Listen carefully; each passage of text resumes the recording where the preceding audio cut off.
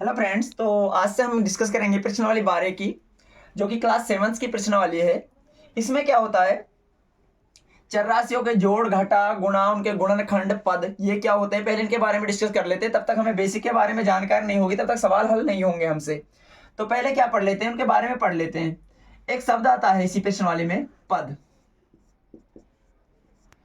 देखो भाई, मैंने लिखा x, तो ये कितने पद है? एक पद। ठीक है, मैंने लिखा y, तो ये भी कितना पद है? एक पद। मैंने लिखा y+3, तो एक और दो कितने पद हो गए? दो पद। मैंने लिखा x+y+z, तो कितने पद हो गए? एक, दो और तीन पद। ठीक है, मैंने लिखा x+x+z, तो इसमें कितने पद हैं? बहुत से बच्चों का जवाब आएगा कि तीन पद। बेटा देखो, पद वो गिने जाते हैं जो आपस में जुड़ते नहीं है, तो ये तो जुड़ जाएंगे। देखो x+x कितने हो गए? 2x, और प्लस का z, तो कितने पद हो गए इसमें? दो पद। कितने हो गए? दो पद। इसी तरह मैंने लिखा x+y+3+z, तो कितने पद है इसमें? देखो 1 2 3 4, यानी कि जो सारे अलग अलग होते हैं उनको क्या गिनते हैं? पद गिनते हैं। ठीक है, ये हो गई पद की बात। अब आते हैं गुणनखंड क्या होते हैं। फिर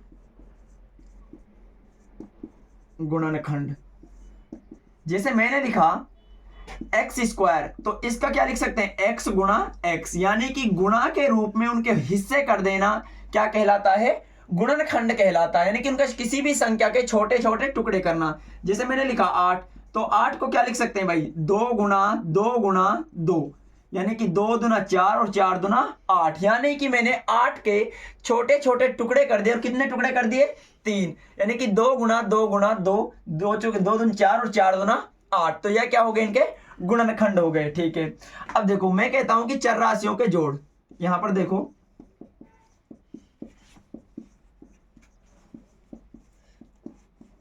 जैसे x+y, इसका कहने का मतलब क्या है? x में क्या जोड़ना है? y, और ये आ गया जोड़ का चिन्ह, और क्या जोड़ना है? y। ठीक है, अगर मैं कहूं x में से क्या घटाना है? y, तो तुम माइनस का चिन्ह कर दोगे। ठीक है, मैं कहूं x+y को जोड़कर उनका क्या करो? आधा, तो इसमें किसका भाग दे दोगे? दो का भाग दे दोगे। कोई दिक्कत? इसका मतलब यही तो है, ये कह दो, एक ही तो बात है। ठीक है, मैं कहूं x+y का करके x में y को जोड़कर उसका क्या करो? एक चौथाई, यानी कि 4 का भाग दे दो। ठीक है, मैं कहूं x गुणा y करके उसका उसका आधा करो, तो किसका भाग दे देंगे? 2 का। तो ये बात आ गई समझ में कि गुणनखंड क्या होते हैं, पद क्या होते हैं। पद होते हैं जितने अलग अलग मान होंगे उनको पद कहेंगे। और जब हम किसी संख्या को, जैसे मैंने लिखा यहाँ पर z3, तो इसको क्या, इसके खंड क्या कर सकते हैं? इसको भाई गुणे के रूप में z गुणा z गुणा z लिख सकते हैं कि नहीं लिख सकते? जिस संख्या पर जितनी घात होगी उसको उतनी बार क्या कर देंगे? उनका गुणा कर देंगे। यहां तक किसी को कोई डाउट? ठीक है, तो अब प्रश्नावली को स्टार्ट करते हैं। प्रश्नावली में क्या कह रहा है, तो पहले सवाल की बात करते हैं। तो यहां तक स्क्रीनशॉट ले लो, उतार लो।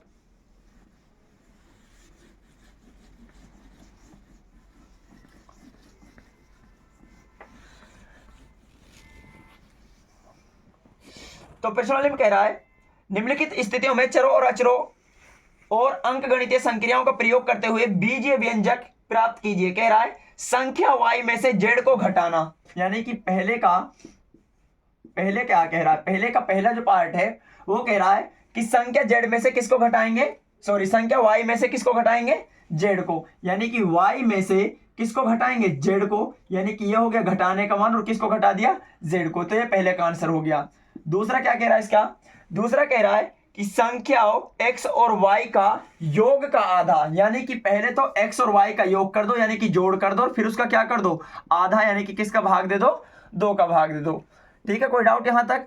तीसरा क्या कह रहा है? तीसरा कह रहा है कि संख्या z को स्वयं उससे गुणा किया जाता है। मतलब स्वयं का मतलब यही तो खुद से, यानी कि संख्या z को z से गुणा किया जाता है। तो अब देखो बेटा, z का गुणा कितनी बार हो रहा है? 2 बार, तो z पर कितनी घात हो जाएगी? 2। यहां तक किसी को कोई डाउट? अब देखो तीसरा क्वेश्चन क्या कह रहा है, सॉरी चौथा क्वेश्चन क्या कह रहा है? चौथा क्वेश्चन कह रहा है संख्याओं p और q के गुणनफल का एक चौथाई, यानी कि p और q का क्या करो? गुणनफल, यानी कि गुणा करो, और फिर उनका क्या करो? एक चौथाई। चौथाई का मतलब है, एक चौथाई का मतलब है 4 का भाग दो। ठीक है, तो और इसका आधे का मतलब है 2 का भाग दो। एक तिहाई का मतलब है 3 का भाग दो। यहां तक किसी को कोई डाउट? चलो पांचवें सवाल की बात कर रहे हैं। पांचवा सवाल कह रहा है कि दोनों संख्याओं x और y के वर्गों को जोड़ा जाता है, यानी कि पहले x और फिर y दोनों आ गए। अब कह रहा है इनके वर्क करो, वर्क का मतलब कितनी घात होनी चाहिए 2, फिर उनको जोड़ दो यानी कि जोड़ दिया, कोई दिक्कत, बस इतना ही पूछ रहा है कि x और y के वर्गों के जोड़ दीजिए। अब कह रहा है छठे सवाल में संख्या m और n के गुणनफल के 3 गुणे में 5 को क्या करना है, जोड़ना है। यानी कि पहले क्या करना है, m कोमा m, पहले सवाल क्या कह रहा है, संख्या m और n के गुणनफल, m और n का गुणनफल कर दिया, गुणा कर दिया, ठीक है, कि 3 गुणे यानी कि इसके गुणनफल के भी कितने गुणे, 3 गुणे, यानी कि 3 का गुणा कर दिया। अब क्या कह रहा है, इसमें क्या जोड़ना, संख्या 5 को जोड़ना है, ये 5 को जोड़ दे। देखो बेटा m गुणा m क्या आ जाएगा, m गुणा m यानी कि mn प्लस का 5, उतार लो, पहले के 6 सवाल हो गए, ये स्क्रीनशॉट ले लो। यहां तक किसी को कोई डाउट है तो पीछे क्लास करके देख लेना। अब क्वेश्चन नंबर 2 की बात कर ले, अभी इसके अंदर 7वां भी रह रहा है, 10 में से संख्या y और z का घटाना, यानी कि 10 में से संख्या y और z के गुणनफल को घटाना है। यानी कि ये लो भाई 7वां सवाल, 10 में से z और y के गुणनफल यानी कि इनका दोनों का गुणा कर दिया, इसको क्या करना है, घटाना। लो भाई घटा दिया, कोई डाउट यहां तक। अब देखो क्वेश्चन 8 क्या कह रहा है, क्वेश्चन 8 कह रहा है संख्याओं a और b के गुणनफल में से उनके योग को घटाना। यानी कि पहले क्या करना है, देखो संख्या a और b का क्या करना, गुणनफल यानी कि गुणा करना है, फिर क्या करना है, इसमें से उनके योग को घटाना, उनके क्या घटाना, योग को, यानी कि a और b के जोड़ को घटाना। लो भाई घटा दिया a और b का जोड़। कोई डाउट यहां तक, a गुणा b करेंगे तो a भी आ जाएगा, माइनस का a प्लस b। कंप्लीट हो गए पहले के। अब क्वेश्चन नंबर 2 की बात कर लेते हैं, यहां तक स्क्रीनशॉट ले लो या उतार लो। समझ नहीं आया तो पीछे करके देख लो क्लास को, ठीक है, वैसे 1-2 बार देखोगे तो समझ में आराम से आ जाएगा।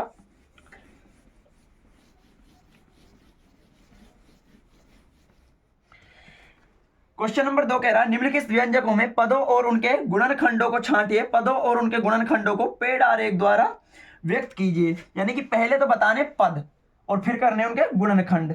चलो ए की बात कर लेते हैं, दूसरे का ए कह रहा है x माइनस 3, इसको क्या करना है, पहले इसको पहले बेटे पद बताने, कितने पद है इसमें, 2, तो कौन कौन से उनको अलग अलग करके पेड़ आरेख के रूप में, ये हो गया आरेख, पेड़ आरेख कहते हैं इसको, ठीक है ना। तो इसको अलग अलग दिया, एक तो हो गया x और एक हो गया माइनस का 3। कोई डाउट यहां तक किसी को, यानी कि ये मैंने इनके पद कर दिया अलग अलग, तो इसमें से पद ये, ठीक है। दूसरा कह रहा बी में संख्या दी है 1 plus x plus x, 1 plus x plus x का स्क्वायर।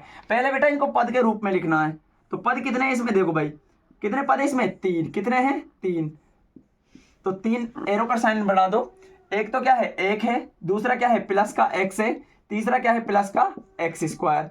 अब बेटा एक बात बता, अब कह रहा है कि उसके गुणनखंड भी करो, भाई इसके तो गुणनखंड हो ही नहीं सकता, एक का तो एक ही रहेगा, x का भी x रहेगा, लेकिन एक्स स्क्वायर को क्या लिख सकते हैं हम, x गुणा x, हो गया ना इसके गुणनखंड, सॉरी, तो एक्स स्क्वायर के गुणनखंड कर सकते हैं x गुणा x। कोई दिक्कत यहां तक किसी को, यहां तक कोई डाउट नहीं आया होगा। अब देखो सी क्वेश्चन की बात कर लेते हैं, क्या कह रहा है, सी क्वेश्चन में कह रहा है कि 5y प्लस 3y का स्क्वायर, यानी कि 5y प्लस 3y का स्क्वायर, इसके क्या पहले तो पद बताने, तो पद कितने बेटे इसमें, एक ये और एक ये, कितने पद है 2, यानी कि पद तो हो गया, एक तो हो गया 5y और दूसरा क्या हो गया 3y स्क्वायर। अब देखो इस 3y के कितने खंड कर सकते हैं, देखो एक तो 3 खुद हो गया, ठीक है, y स्क्वायर क्या लिख सकते हैं, y गुणा y, तो कितने खंड हो गए इसके, 3 गुणा y गुणा y, ये हो गए इसके खंड। डी देखो, डी में कह रहा है, अरे ये तो क्वेश्चन ऊपर नीचे हो गए, ये सेकंड करा दी, चलो कोई नहीं, इसको मिटा देते हैं, दोबारा करा देते हैं।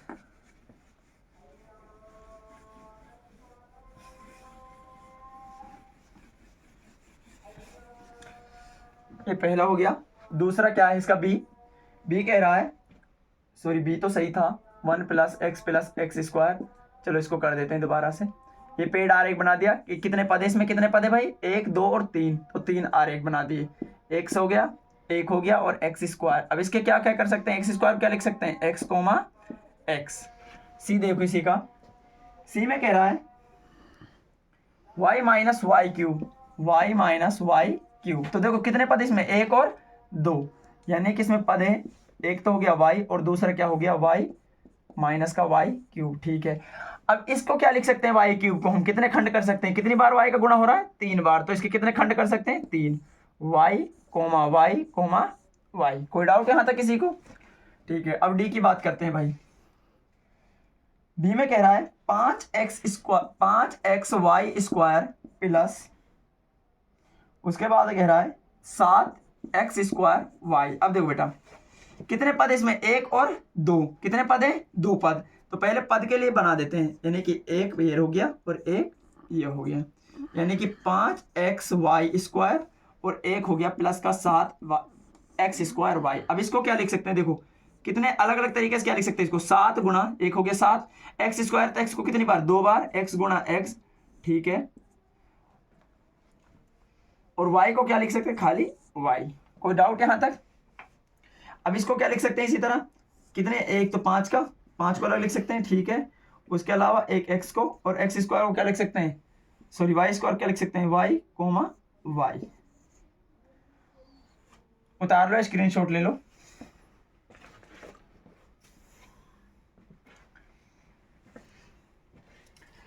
अब इसके 5वें क्वेश्चन को और करा देते हैं, लास्ट क्वेश्चन इसका।